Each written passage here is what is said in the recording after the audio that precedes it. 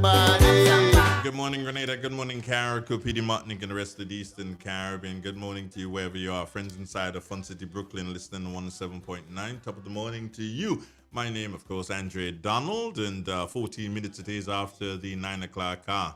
And it has been quite a long time we haven't heard that song. Yeah, this song here. Oh Lord, I want to help some. Yeah, in the morning time. Remember, we used to be hearing that song when the police of the Western Division would join us here. That would be their theme song. That would be hearing. But it has been what, more than 6 months now. As a matter of fact, we have not heard them for 2021. We did not hear the Western Division at all for 2021. And I was like, okay, fine. I said to myself, okay, fine, no problem. As soon as 2022 breaks, if I don't hear from them in 2021, as soon as 2022 breaks, that's it. I'm not even going to be bothered. We already had the Eastern Division, who did not turn up yesterday, so I must get in touch with Ms. Grant to find out what happened. But I said, okay, fine, they don't want it. It's a year gone by, and they don't want it. But recently, there were some changes within the RGPF, and Miss Nola Nelson, she is now in charge of the Western Division. And her 2IC, my good virgin, Mr. Bascom, he, as soon as he got into the chair, he called and he said, Andre, I ain't find me here in that program there. What going on in that program? And I'm like, oh no, it took Bascom like somebody to wake it up again. So I said, well, the time is there. And the police can have the time. It's a good thing you didn't wait until 2022, sir, because you wouldn't have gotten the time then. So he says, okay, Andre, I'll be sending somebody for you to talk on Thursday next. Okay, I says, he says, that'll be Corporal Thomas, and he'll be talking to you about fire. So let fire blaze the trail as we get ready for, not get ready, as we start this all over again. Corporal Thomas, good morning to you. Good morning to you, Andrew, and good morning to the listeners of Real FM. How are you doing, sir? I'm pretty good. Nice to have you in the studios. I haven't seen you for a while, man. Yeah, man. Well, first of all, I must apologize for the time. And that's all right. We good. We good. We good. We good. We good. You understand that, on the other hand, that the COVID-19 would have taken. Yeah, would have taken. Like yeah. And then this is bigger than all of us. Yes. That's the important thing. It's bigger than all of us. We need to continue giving people information, exactly. Especially from the RGPF. And the Western Division should not be left out of that. As a matter of fact, I don't know if you know, Corporal, but Mr. Edwards, who is now the Sergeant of the Mace, he works in Parliament. Yeah. Right. It was when he was in charge of the Western Division. He was in charge of Sateers here, not the Western Division, but Sateers. That is when the program started. He walked into the studios one day. We were up at Red Edge Street. He walked in. He said, hey, I want that program on the radio. I'm like, why you be yourself and keep yourself quiet, man? He says, I ain't joking if I ain't get arresting you. I'm like, okay, fine, Chief, we good. And the program started. It was a good initiative. Yeah, it was. It was definitely a great initiative, to have that. But we're done with that. Let's deal with the substantive fact that why you're here this morning. You're attached to the fire department of the RGPF, correct? Yes. Now, what around this time of year, and that's why I love the fact that Mr. Bascom sent you first, because around this time of year, when we do a lot of things, and a lot of things ended up being done to us in that we put up a lot of lights, we do a lot of strange things in the house, we take a little one too much, and all sort of different things, and some of these things can turn into fire hazards. What are some of the tips that the fire department of the RGPF would like to divulge to the citizens of Grenada? Well, first of all, I must say that after a long break, the people of Grenada get a little chance to say rejuvenate themselves again. Mm-hmm. And the Christmas season is here, and we know basically that what we will find happening a lot of things extraordinary. Yeah. Because we get a little freedom now after all this lockdown. We want to make the place nice. Mm-hmm. We Mm-hmm. want to light up the place in a different way. And we want to do things to make ourselves feel comfortable Mm-hmm. to an extent. Yeah. So when we're talking about going into and doing those things, we have to take into consideration the consequences after. Mm-hmm. Now, number one, a lot of people tends to overload sockets because they want to do excessive lightings. Uh-huh. This is one of the biggest problems because at the end of the day, when people overload sockets, especially with this new lighting system that is manufactured, they pull more current. And what you will find happening when you overload a socket, you may eventually have a spark, have a fire, and I would tell you that most of the time people will just put on their lights and they just leave it on without even passing and recheck it. So you don't know what happens. You plug it on and you leave it and you're gone. Now this is something which always stressed on, and we want to take this time to warn the general public. Mm-hmm. Mm-hmm. It is not a good practice. Yes, everybody wants to light their place and make it look pretty, but the mere fact of the negligence that comes with it, failing to Mm-hmm. failing to do that. But the big question is, how do you know when you overload a circuit? Well, it is easy. Mm-hmm. You have one outlet. You put one adapter onto that one outlet because one socket outlet Mm-hmm. with 3 holes in it. You take an adapter and you put it onto it. And you will check on the wattage of whatever equipment or appliance that you're going to plug on there. So you're going to plug on a television there. You're going to plug on a fridge right there. You're going to plug on a computer right there. And other stuff. Stereo system. Exactly. Now, based on the wattage, it becomes too heavy for that particular outlet. So what you're telling me in essence is that one needs to maybe as you do these things, call your electrician and say, okay, fine, this is what I plan to do. Can you advise me whether or not I'm doing the correct thing? Is that what you're saying? This is a very good idea. You have to be a genius. This is a very good idea because at the end of the day, just what I have already said, that based on the wattage of the appliances and equipment, most of the time it's so heavy. Too heavy for that. For that.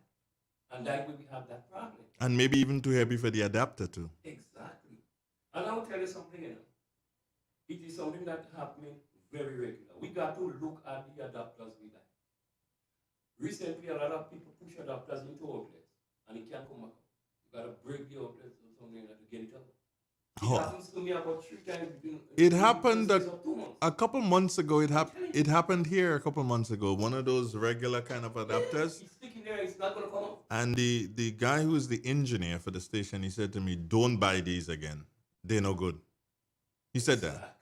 He said that to me. He said, "Don't buy them." That's what I'm talking about. No, I've witnessed that. So it's either it cannot take the load, or the heat is too much for it. So it's going to swell or something like that, and it's going to jump.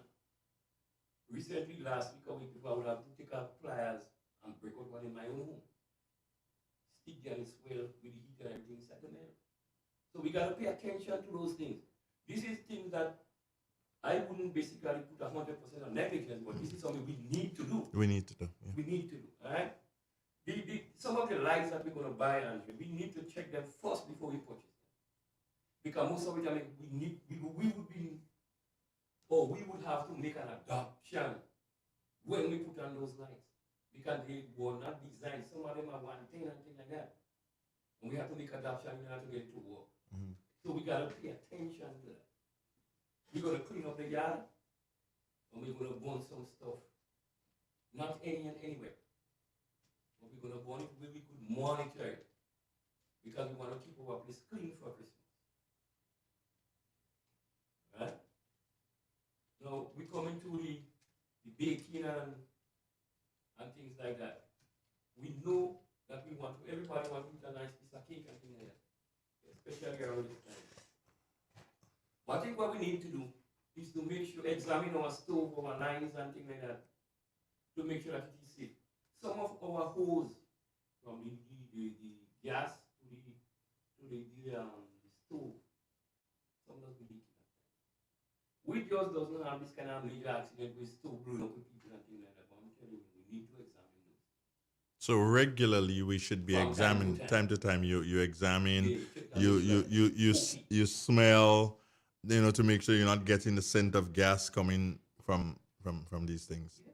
But there will be a lot of negligence on this part because people who smelling gas and think the regulator on the air is not working too right and they pay no heed to that. But I want to throw this to the general public. We need to protect ourselves. We need to protect our homes. And by doing that, we are protecting our homes. Mm-hmm. All right? We need to do that. The precautions, this is some of the precautions we really need to get out there. There's something I want to ask before you go into precautions, though. You spoke of checking for leakages. You spoke of overloading circuits, and this one I'm going to speak about is overloading too, but overloading in a different way.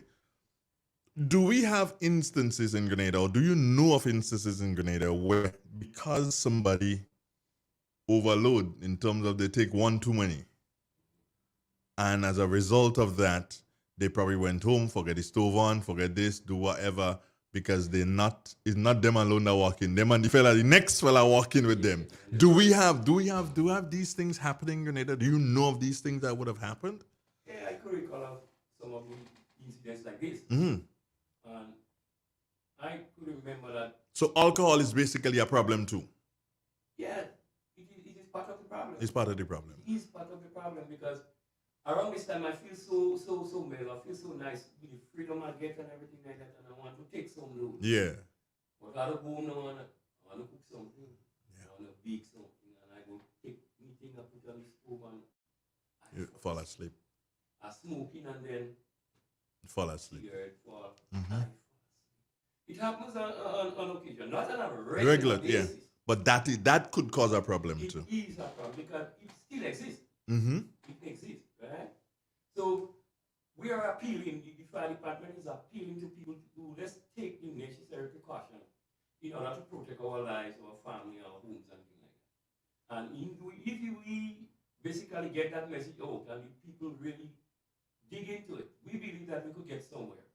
And to tell you, Andrea, what we would have observed for the past few months, although we had the COVID, the situation, on hand, we noticed that we had a drop in the number of fires reported.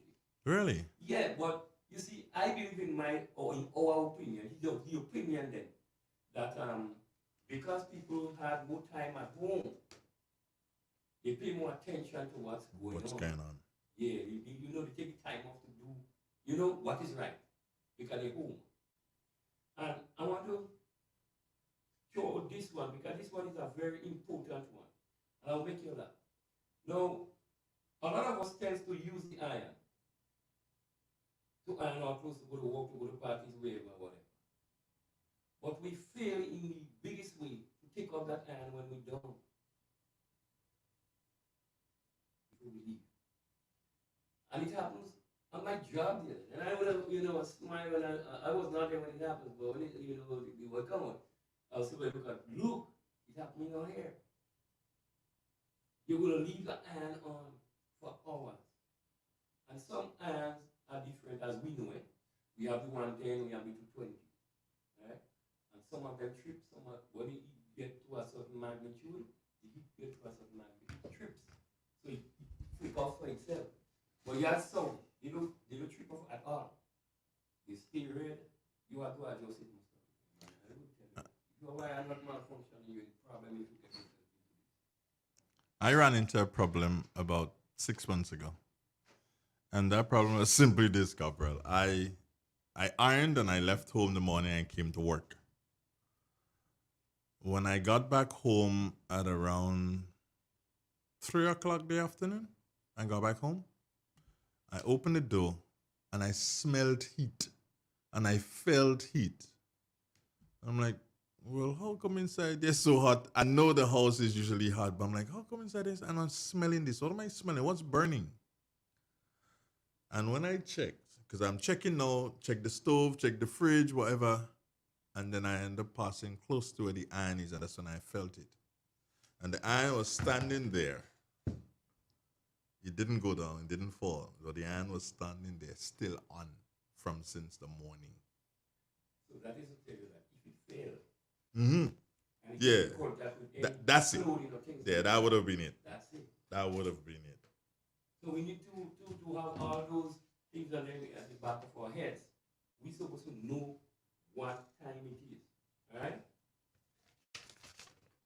The next issue I want to raise to the general public is the issue of the burning of coal pit.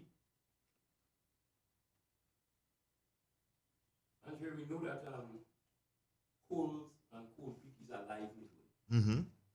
And we doesn't want, or the fire department doesn't want to take away a man's livelihood because of negligence. Coal pit is becoming a nuisance. And why it becomes a nuisance is because basically people tend to set coal pit on fire any and anywhere. Yes, that is true. Right? Mm-hmm. We had an issue recently about 2 weeks ago, one thing, and I had to address that problem, and it takes me some time to address the problem. Mm-hmm. Now, if you want to burn out, nobody's not going to stop you from burning. Now, the RGBF cannot stop you from burning a coal, Okay. especially if that is your livelihood. Yeah. But we have to take into consideration when we're ready to burn that coal pit, that it is in a place where it cannot become a nuisance To other people. Because 9 times out of 10, you burn in that coal pit here and you don't live here at all. You live in the next village. Right. And we have to also take into consideration there is people living in this place with a lot of medical challenges, such as asthma, etc. All right, and we are appealing to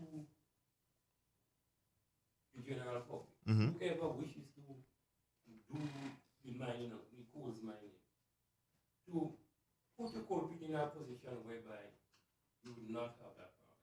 Mm-hmm. Because at the end of the day, we face with that problem.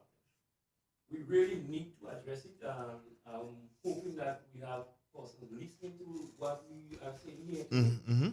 and don't get themselves to be confronted by the police at any time.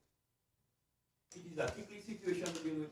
We doesn't want to, have to end up with, the police might have to end up getting sued and things like that. But, we've got to do our job. So if we're going to burn a coal pit, let's put it in a place where it is kind of safe, in an environment where it will be safe for people. Safe for people and not around people's homes and things like that. And if you're going to do it, Corporal, don't you think that probably if you're going to burn a coal pit around Andre's place, even if you don't live in the area, but you probably have a piece of land and you cut a tree there and you decide, okay, fine, you want to do some coals. Don't you think isn't it the best thing to do so and go around to the neighbors around there and say, hey, for a couple of days you're gonna get the smoke because I'm putting a coal pit there? Do you think that probably one of the things that can be done or should be done? But this was supposed to be part of that process. Mm-hmm. You want to say because before you dig that pit Mm-hmm. to part the pit, let the people know that. So when the time comes that you're ready to light, Mm-hmm.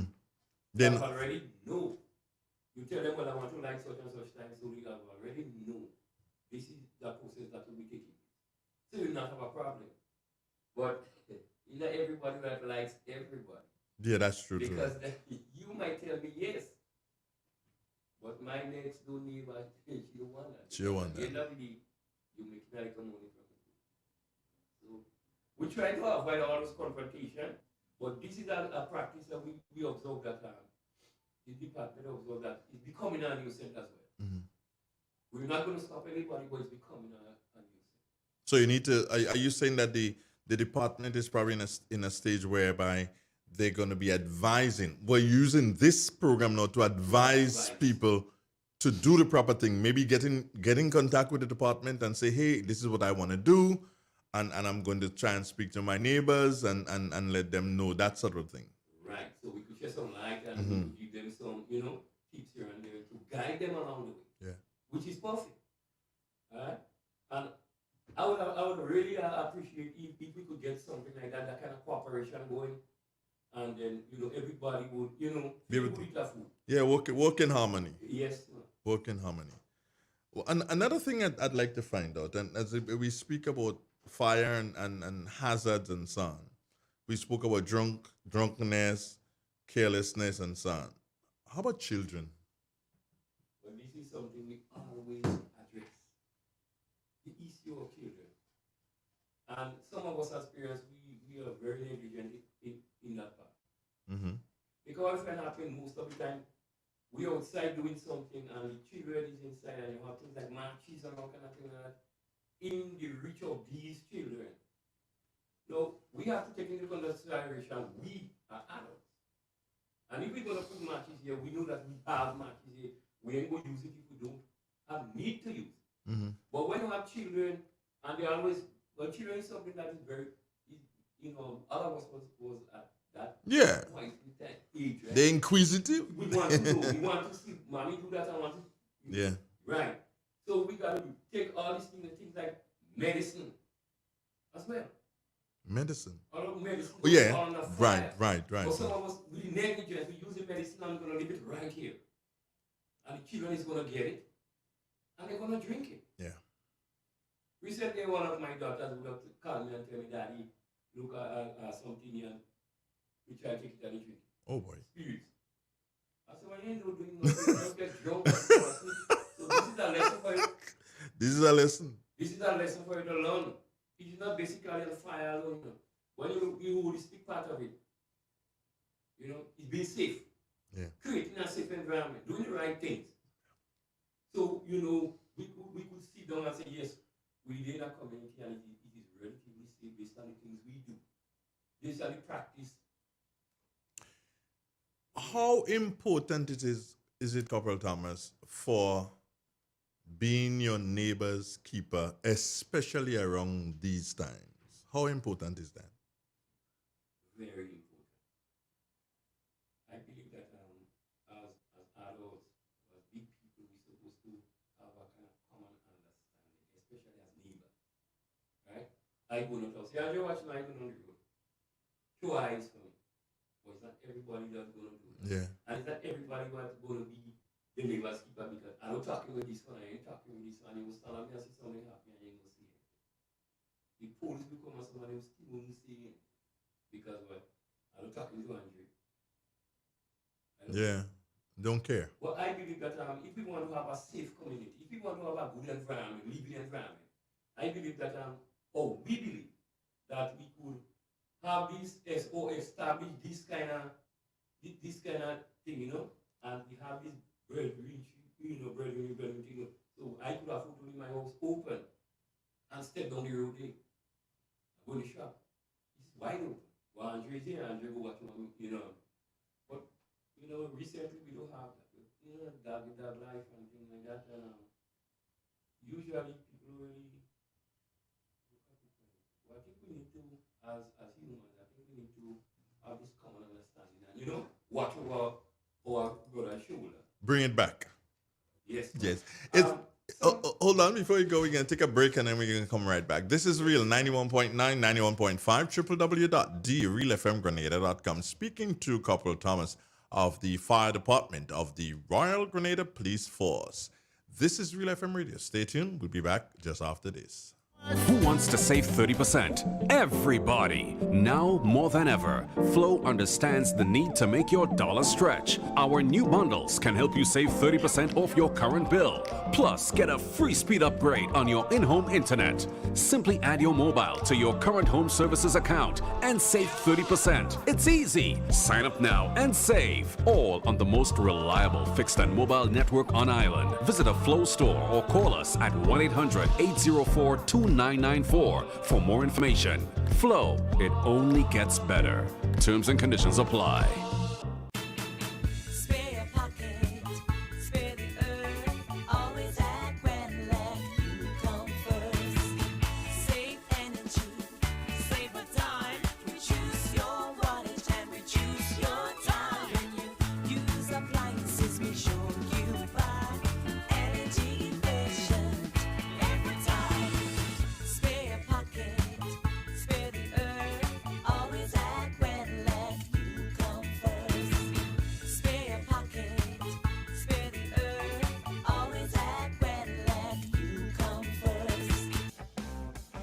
M&M Hardware Limited, Hope St. Andrew and Dusty Highway St. George. Shop conveniently for all your building materials including plumbing, electrical, lumber, cement, steel and much more. We manufacture roofing sheets available in 11 colors, aluminum windows, doors, insect screens and hurricane shutters. Installation services are available for all our manufactured products. Our opening hours are Monday to Friday 8 a.m. to 4 p.m., Saturdays 8 a.m. to 3 p.m. M&N Hardware Limited. Come on in and experience our affordable prices. Or call us 444-6757 or 440-6757 Dusty Highway. Email us at info@mahonhardware.com or mnmdusty@mahonhardware.com. M&N Hardware, foundation to roof. Let's build together.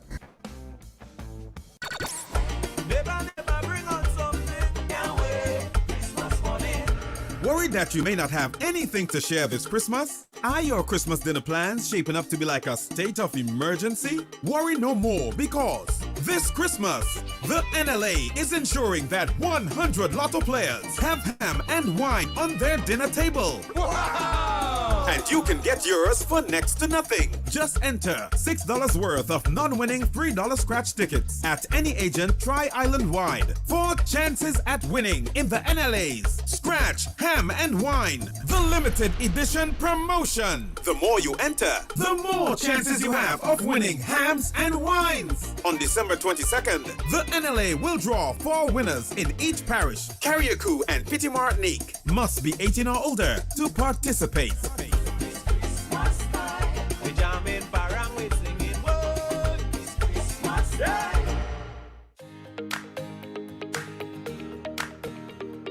The Housing Authority offers products that people can choose from, products that people can access, and I think anyone looking to build, just call the Housing Authority of Grenada. The service was superb. Every step of the way, they collaborated with the owner, they collaborated with the builder. The builder himself was really good. For what I've seen them do, I have to say that from buildings they have done in the past to where they are now, they have come up to speed with modern trends, modern designs, and I think I will advise anybody.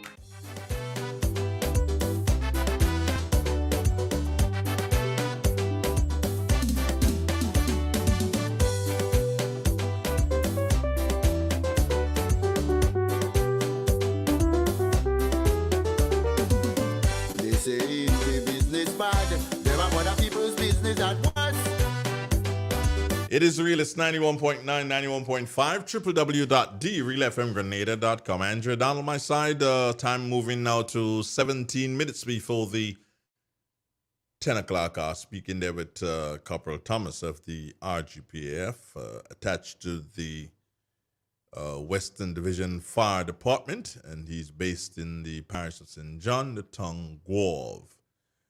I would say that the fire station is located on, well, upper, lower, maybe that is middle Depredin Street or central Depredin Street. Is it central Depredin?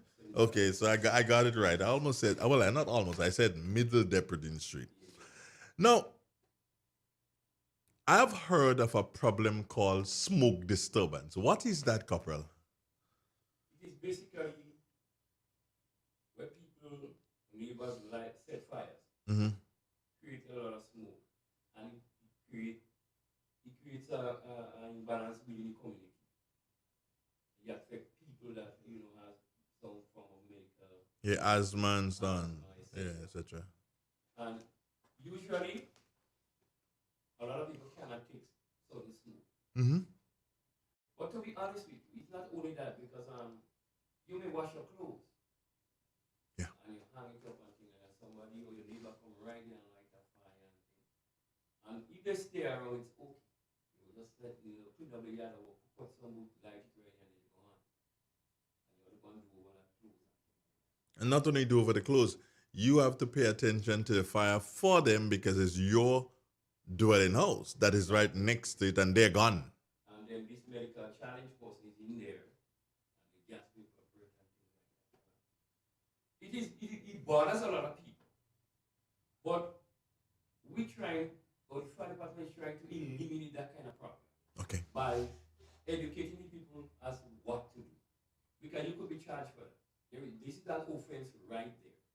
Once it reaches smoking, somebody report it as smoking someone, it is an offense.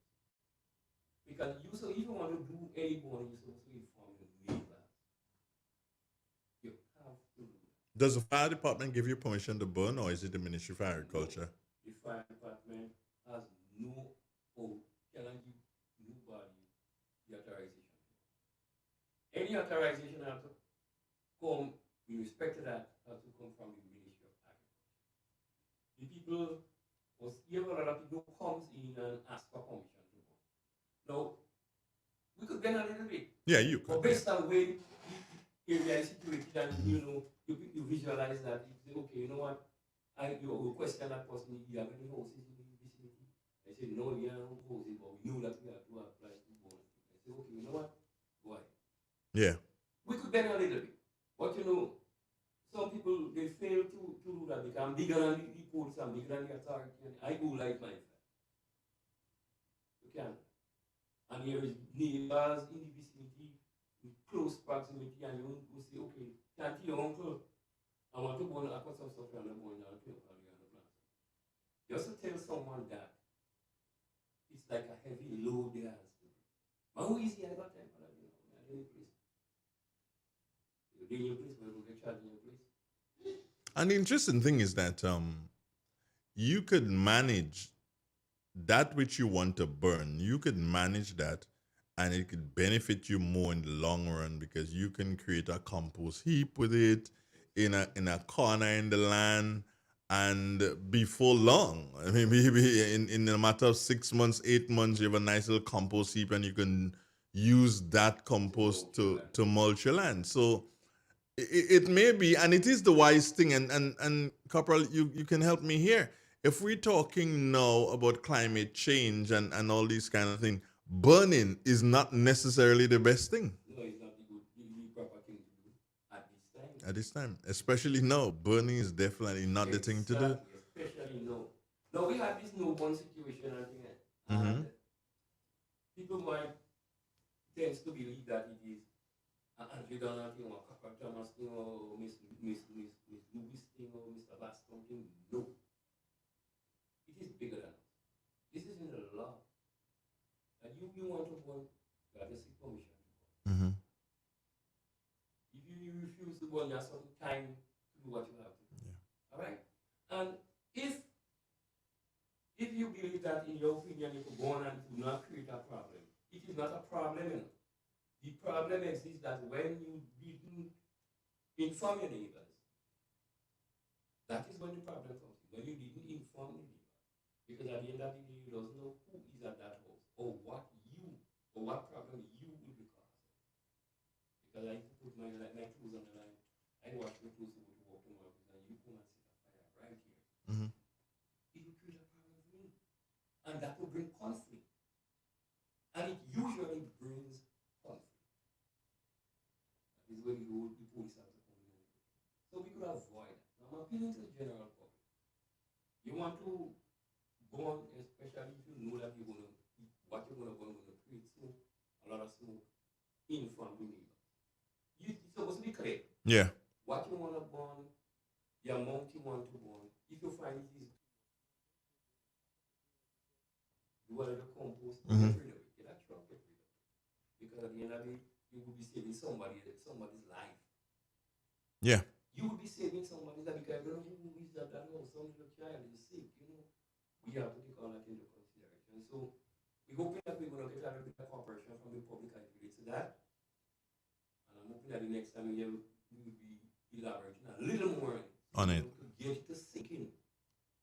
We would want to see that. My next question for you has to deal with barbecue. Is there a problem, or have you encountered any problems with people who do barbecue? Well, we had a few encounters which would have escalated to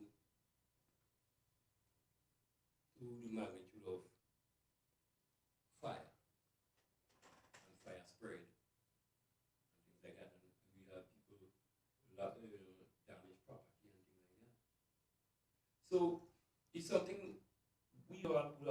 together and start to talk about it, and we decide we'll bring it up in a forum. That when barbecue, everybody bring a little barbecue is not a problem. It's another livelihood. But when you finish barbecuing, you want to dispose of the coals, you want to get rid of the coals. The remainder of fire. So what you need to do is to empty that somewhere in a safe place, and you put it out. Now what we have observed, Andrew, is that some people just they clean the barbecue stand, they just heat the coals and they go and leave it and they go. That's the problem. That's where the problem comes. Doing the barbecue is not a problem. But when you finish with your barbecue, dispose of the coals and put it out. You just take it to clean up your stand, because it is not good to leave fire in the barbecue stand and burn out and things like that. Damage your grill, yeah. So you clean your grill, you empty your coals and the excessive coals and the excess, and you put it out. We are appealing to the general public. It is not a good practice. So please, when you through with your barbecue, you empty out your excess coals and you put it out. By doing that, you create a safe environment. And we're looking forward to see, people who do the barbecue follow this kind of practice. It will be a safe practice. It's a safe practice and it will be beneficial for everybody. Have you ever had any problems with barbecue causing smoke disturbance? Well, not really. Because to be honest with you, you give out a nice, kind of smell. You like the smell? Yes, I was doing a little barbecue too, so I know it. Yeah. Yeah. So you've never had any complaints about barbecue creating a smoke disturbance? No, not creating a smoke disturbance. But what we would have observed by going out and meeting with the people and talking with the people, we get to realize though that was a problem, because we would have encountered one incident one time. So we looked at it and we had this discussion. We said, well, it is wise to kind of bring it up. To kind of give the general public a thumbs up, a heads up. Hey, this is wrong. Let me try to do the right way and make it safe for everybody. As a father, we were spoken about children, but as a father, and with the children who are home now, and they get the opportunity to listen, what message you would send to them, wishing them a Merry Christmas, of course, and all the best of the season, but what message would you send to the children? Forget the parents now, who would have left their matches in the wrong place and stuff like that. What message would you send to children who are listening to you right now? One of the things I would like to encourage them to do is to stay focused and get their time occupying themselves by reading, which in my opinion is kind of hard for them right now with all this technology available. But try to get themselves involved in something that is beneficial, something that it could be something important to them later on down the line.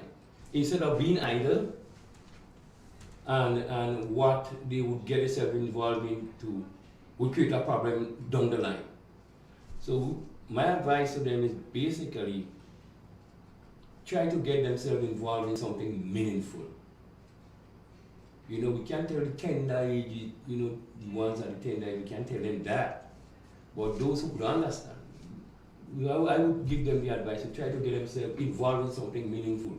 Involved in something that could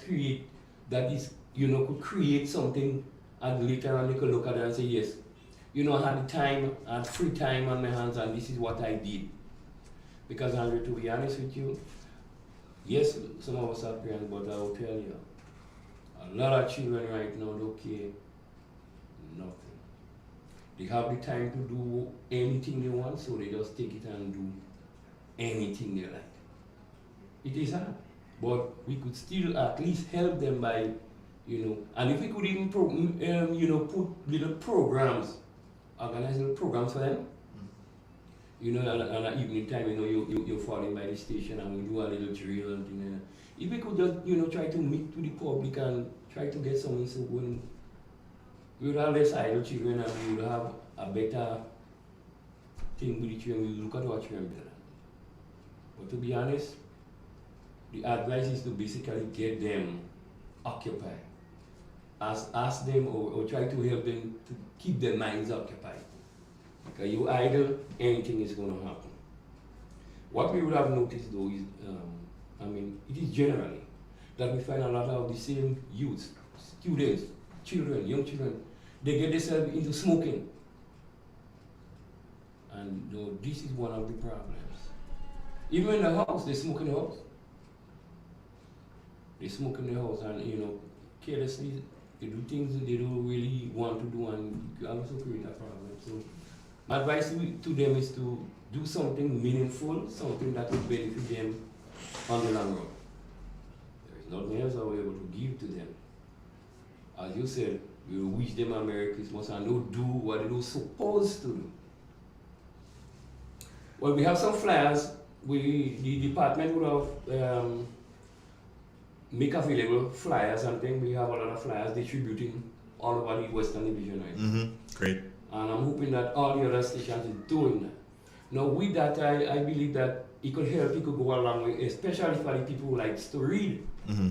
Because there is hundreds of tips right there, what you should do and what you should not do. And I believe in, or we believe in our opinion that if we get through with that, it is another step in the right direction. I'm going to tell you the honest truth, we would have distributed it's more than 300-400 of the flyers already, and we have a good bit to distribute by Christmas. Okay. So hopefully we would like to have the public and those things, and who want to read, take a little read and see where we're going on. Okay. And see what we could do to create a better environment. Corporal, I take this opportunity to thank you for turning up this morning. It's nice to again create that relationship between Real FM and the Western Division of the RGPF.